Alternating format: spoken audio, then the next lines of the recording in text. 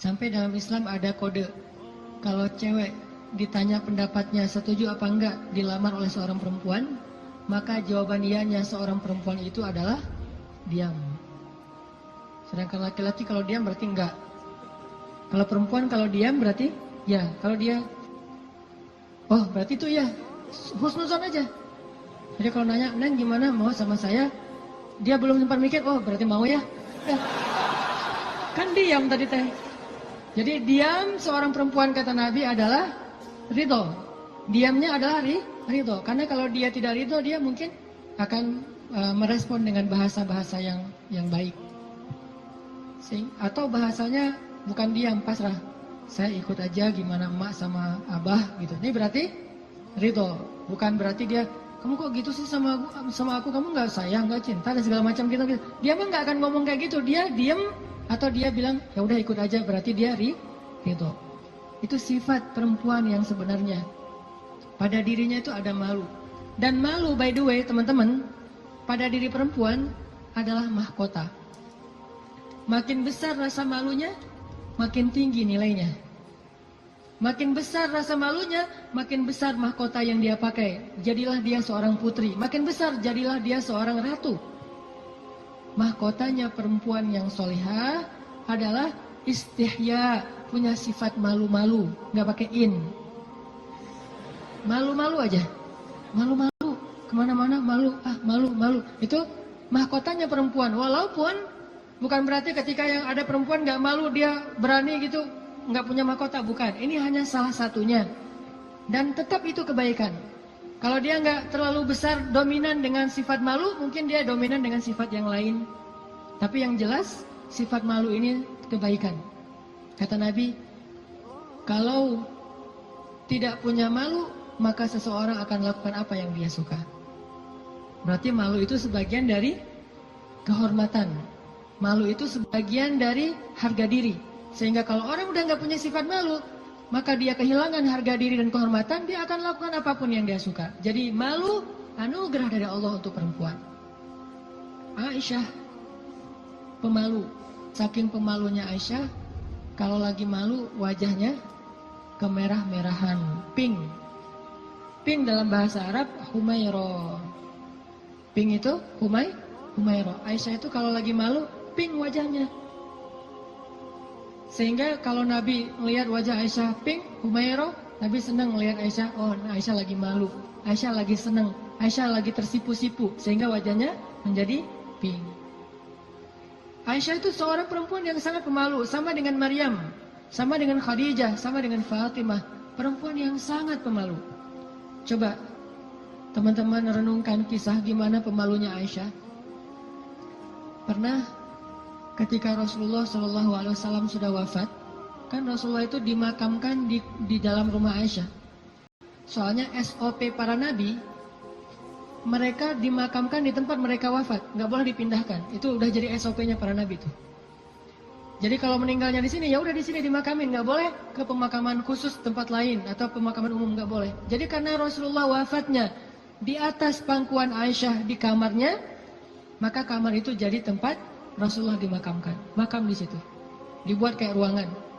Setiap hari Aisyah duduk di situ, dia buka hijabnya, dia duduk di makam Nabi sambil mungkin dia di situ ngobrol, mungkin dia berzikir, bukan sengaja zikir di dalam makam ya, tetapi dia kangen sama Nabi, duduk di sebelah Nabi, seolah-olah dia pengen mengenang waktu dulu sering zikir berdua sama Nabi sambil Nabi tidur di atas pangkuan Aisyah zikir. Bayangin.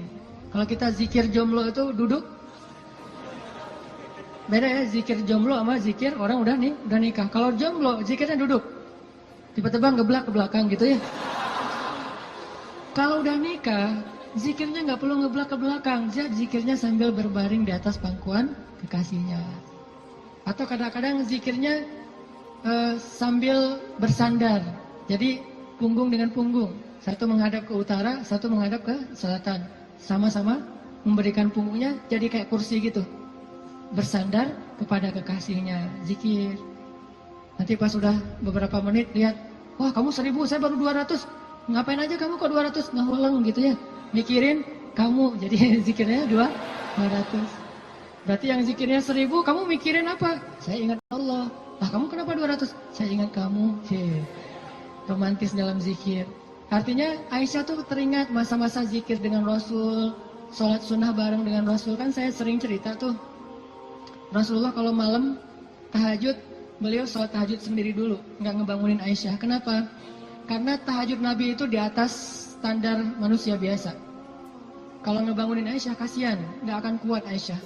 Ini sayangnya Nabi kepada Aisyah, sampai dalam bab ibadah aja diringankan selama tidak melanggar syariat. Nabi nggak mau ngeberatin Aisyah sholat tahajud bareng dengan Nabi. Aisyah tahajud yuk. Hayu kata Aisyah. 1 rakaat Al-Baqarah, Ali Imran, An-Nisa, Al-Maidah, Al-An'am. Siapa yang kuat? Nggak usah Aisyah, Abdullah ibnu Mas'ud aja pernah jadi makmum dadakan di belakang Nabi, itu hampir batal sholatnya.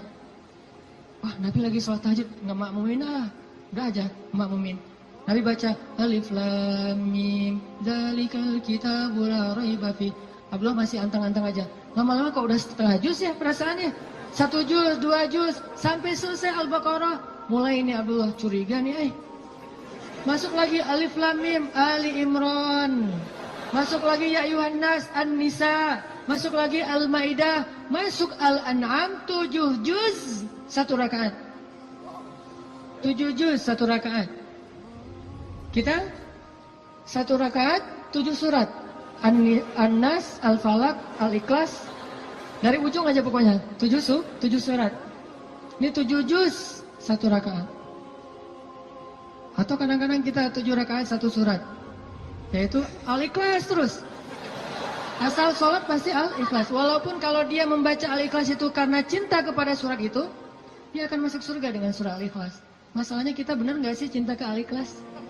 Kan kita suka pakai hadis sahabat itu ya. Ada sahabat kalau ngeimamin pasti bacanya Al-Ikhlas tuh kan. Sahabat aja bacanya Al-Ikhlas mulu.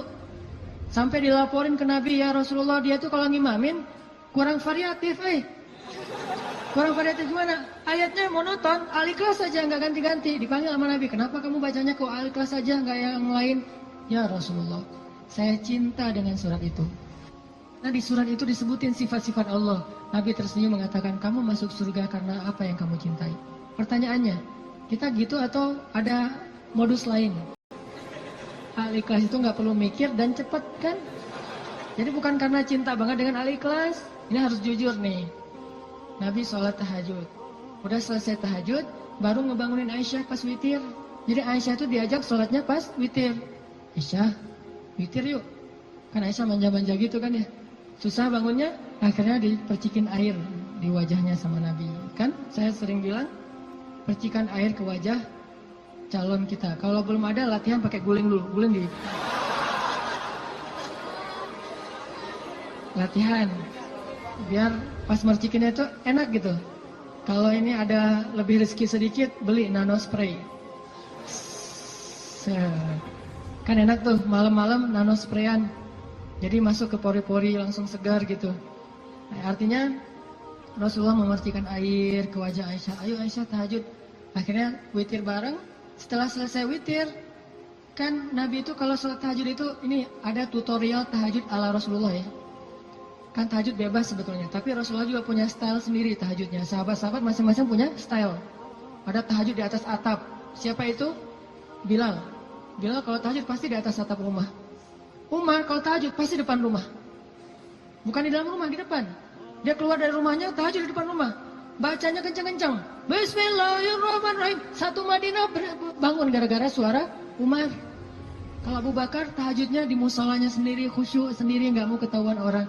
Ini gayanya beda-beda. Gue dengan gaya gue gitu ya. Umar di depan rumah, Bilal di atas atap, Abu Bakar sendiri di dalam mihrab. Rasulullah juga punya style. Style tahajud Nabi gimana? Beliau tidur, tahajud, witir, tidur, subuh. Jadi sebelum subuh beliau tidur dulu. Cuman tidur yang keduanya Nabi bersandar biasanya. Kalau nggak bersandar di tiang, di dinding, bersandar kepada Aisyah.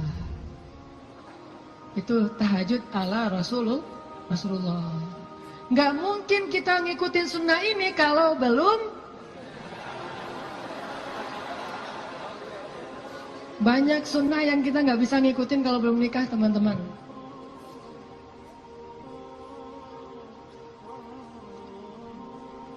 Ya, waktu jam 11.25.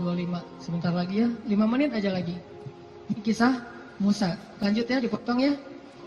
Jadi Nabi SAW itu dengan Aisyah, kalau tahajud membangunkan Aisyah dan tidak membiarkan Aisyah. Artinya Nabi SAW mengajarkan kepada kita bagaimana beliau memperlakukan istrinya, bagaimana rumah tangga beliau, yang itu kemudian menjadi kebaikan kepada Allah. Jadi mendapatkan istri untuk lebih dekat kepada Allah, biar bisa tahajud bareng. Coba bayangin teman-teman, kita pengen nikah. Kenapa kamu pengen cepat-cepat nikah?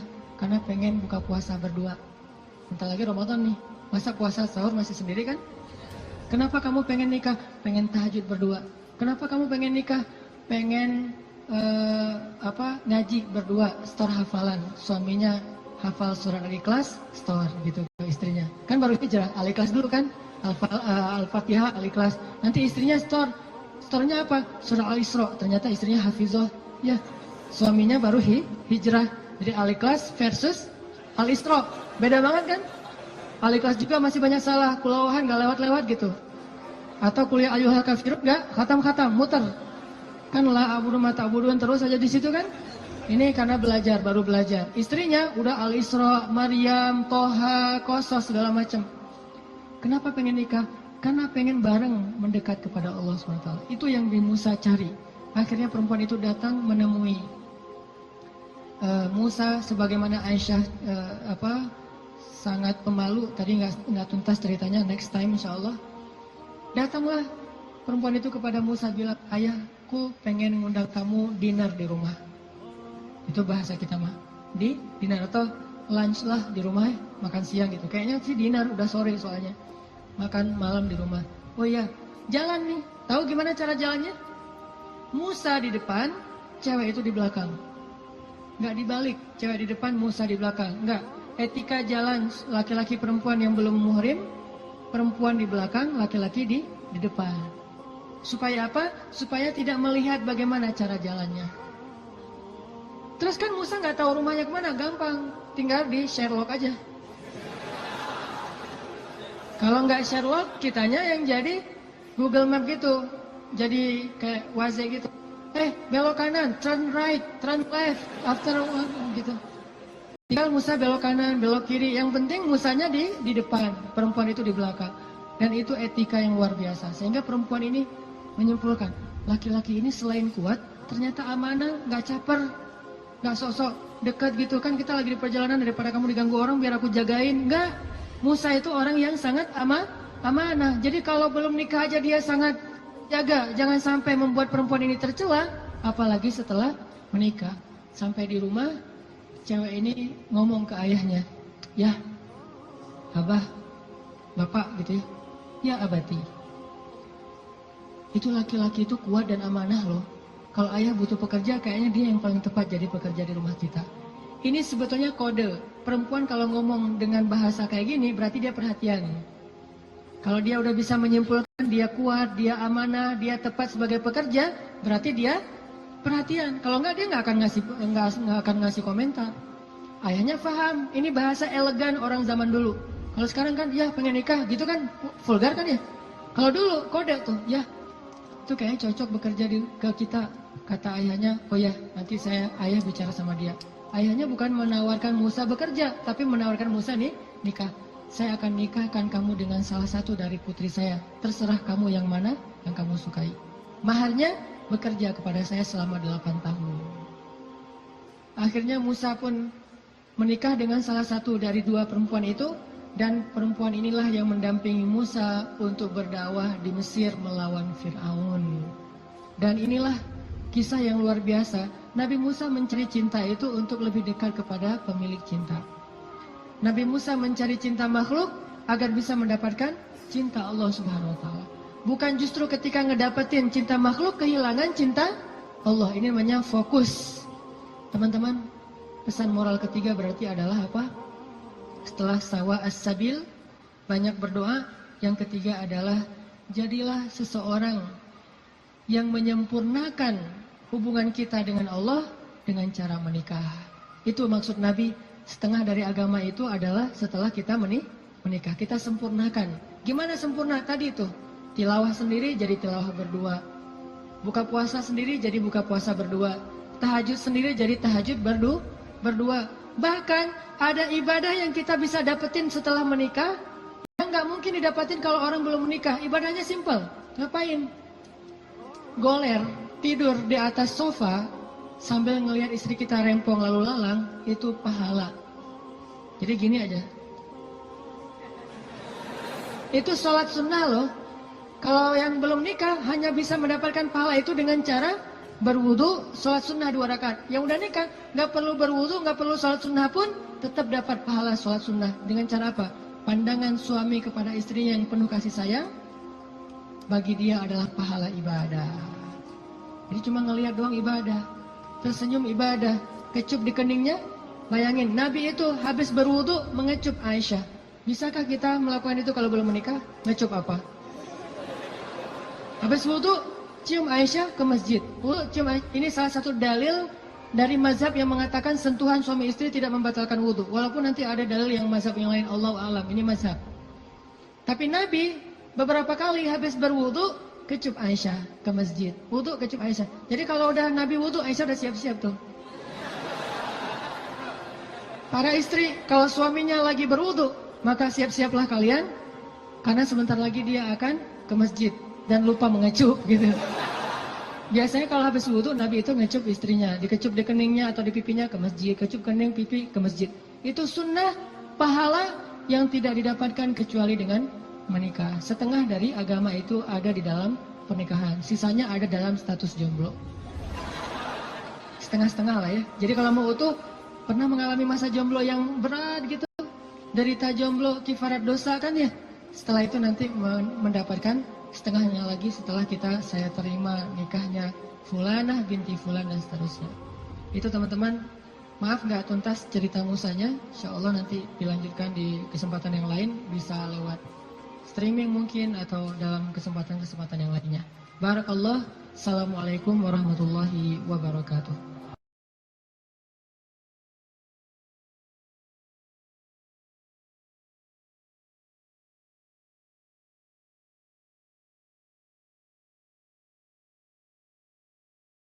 لا إله إلا الله محمد رسول الله عليه صلاة الله وآله والأحبة لا إله إلا الله محمد